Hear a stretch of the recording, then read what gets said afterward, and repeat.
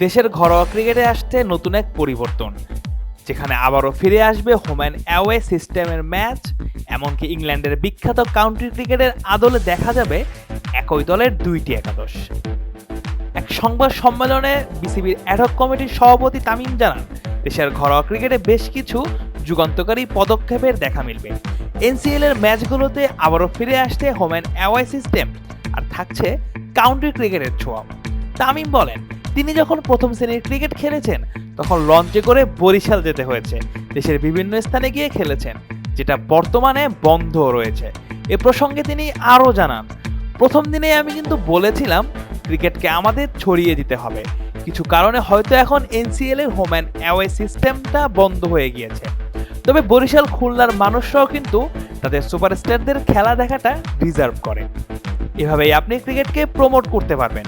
বরিশাল খুলনার মাঠ খেলার উপযুক্ত থাকলে কেন সেখানে খেলবে না? এ প্রসঙ্গে তামিম আরও জানান, আমরা এই মৌসুম থেকেই চেষ্টা করব যে জায়গাগুলোতে খেলার উপযোগী মাঠ রয়েছে, প্রথম শ্রেণীর ম্যাচ খেলা যাবে, সেখানে আমরা হোম অ্যান্ড অ্যাওয়ে সিস্টেমে ম্যাচ শুরু করে দিব। বাবা, এত এনার্জি কই পাও? এই পাওয়ার চুমুকে অ্যাকশন। আর গণমাধ্যমের মুখোমুখি হয়ে তামিম আরও বলেন, দেশের ক্রিকেটে আসছে কাউন্টি ক্রিকেটের ছোঁয়া, যেখানে একই দলে থাকবে দুইটি একাদশ। এ প্রসঙ্গে তিনি বলেন, আমরা সবাই মিলে একটি সিদ্ধান্ত নিয়েছি যে এই মৌসুম থেকেই তা শুরু করব। আপনারা সবাই তো কাউন্টি ক্রিকেট সম্পর্কে অবগত আছেন, যেখানে প্রতিটি দলের প্রথম একাদশ, দ্বিতীয় একাদশ রয়েছে। এখন থেকে আমাদের এনসিএলও প্রথম একাদশ, দ্বিতীয় একাদশ থাকবে। ঢাকার প্রথম একাদশ এবং দ্বিতীয় একাদশ থাকবে। চট্টগ্রামেরও এমন দুইটি করে একাদশ দেখা যাবে। আর এই সিদ্ধান্তের প্রসঙ্গে বিস্তারিতভাবে তিনি আরও জানান, এটা লাভটা কি বলছি, অনেক সময় প্রথম একাদশের অনেক খেলোয়াড় থাকে যারা বেশিরভাগ সময় 12তম, 13তম, এমনকি 14তম খেলোয়াড় হয়েও থাকে, কখনো খেলার সুযোগ পায় না। আমরা যে দ্বিতীয় একাদশ শুরু করব, সেখানে আমরা আরও 100 থেকে 150 কিংবা 200 জনের মতো ক্রিকেটারকে সম্পৃক্ত করব। তামিম বলেন, দ্বিতীয় একাদশের ম্যাচগুলো হবে 3 দিনের।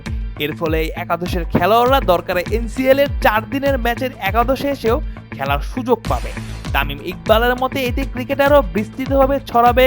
ঘরোয়া ক্রিকেট থেকে নিয়মিত উঠে আসবে খেলোয়াড়রা, যারা নিজেদের প্রমাণ করার সুযোগ পাবে। সবার চেষ্টা থাকবে কিভাবে ভালো পারফর্ম করে দ্বিতীয় একাদশ থেকে প্রথম একাদশে উঠে আসা যায়। এর ফলে বাড়বে প্রতিযোগিতা, উন্নয়ন হবে দেশের ক্রিকেটের, যাতে লাভটা বাংলাদেশের। Mujahidul Islam Zahid, on field.